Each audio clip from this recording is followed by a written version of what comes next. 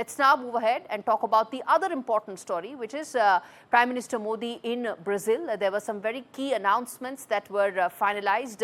This was the fourth stop of the Prime Minister. This was also a bilateral engagement where Prime Minister Modi was met the Brazilian president, and there were key engagements and key MOUs that were signed, including from the financial, tech, trade aspects to, of course, greater push as far as global south and diplomacy is concerned. Let's play out that soundbite of Prime Minister Modi, then we move forward on India Global. आज राष्ट्रपति जी द्वारा मुझे Brazil के सर्वोच्च राष्ट्रीय सम्मान से विभूषित किया जाना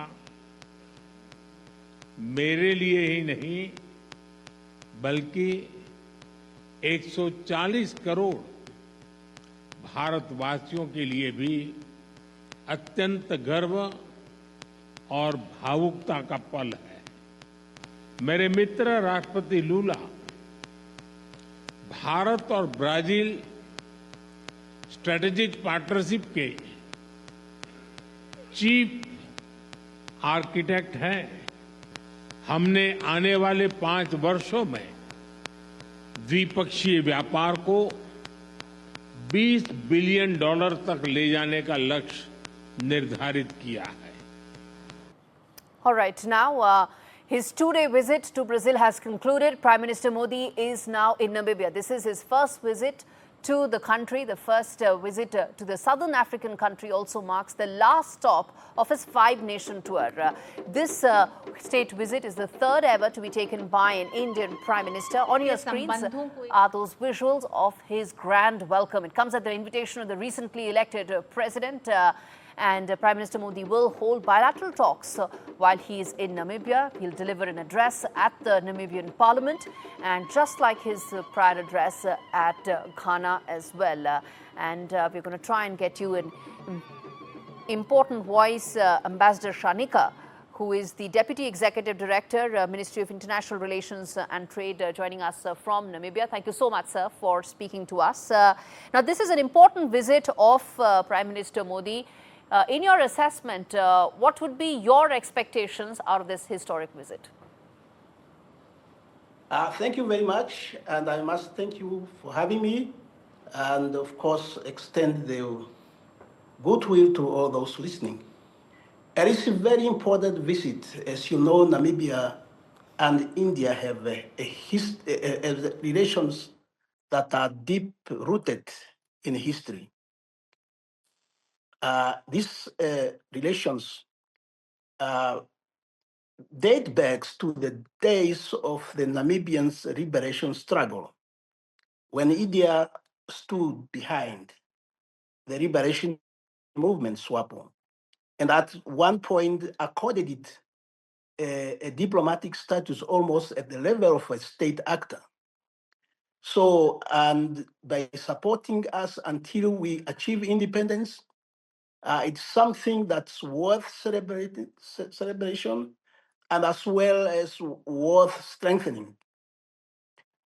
And beside the historic, there are also economic relations that of course need further strengthening. And of course, both India and Namibia, they are members of the United Nations. Yes. They are members of the Commonwealth, and there are various avenues of cooperation that the two countries can engage on. Indeed.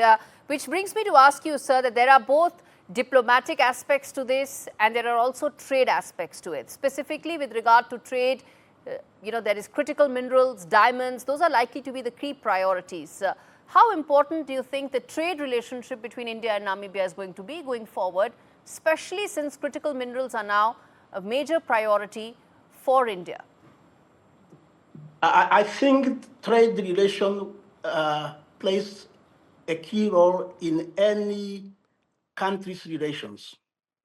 And of course, I cannot preempt what the Prime Minister and the President are going to discuss, but I can assure you, once they have discussed, there will be an outcome of it, which will then tell us what exactly they have discussed But it's just to highlight the point that the trade relations, you have mentioned critical material, raw material, especially when it talks to renewable energy.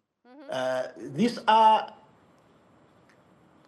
key issues to be discussed, and they can strengthen the relation or economic relation between one country and another. Sir, ahead of the Prime Minister's address to the Namibian Parliament, what is it that you are looking forward to from this address? I think we are looking to what the Prime Minister would tell the Namibia nations, particularly the lawmakers, how India will like to strengthen its relation with Namibia, and what India has to offer. As you know, Namibia has attained independence 35 years ago, because of the India support. What will the Prime Minister will have to offer where perhaps Namibia needs some a kind of assistance that the Prime Minister of India, as a nation that have a long history, in what way they can help Namibia to capacitate its institutional development, and in any other area that we might cooperate, because it's not just a matter of capacitation, but it's also a matter how we can cooperate, whether it is in the political field, whether it's in the economical field, whether it's in the cultural field, people-to-people relations. Those are some of the areas that we want to see how we can cooperate with the countries, nations of India. All right, I'm going to leave it there. Ambassador Shaanika, thanks much for speaking to us and joining from Namibia on the expectations in terms of what's likely to happen. Line of credit could get a fresh boost, and so could be collaboration in technology and trade.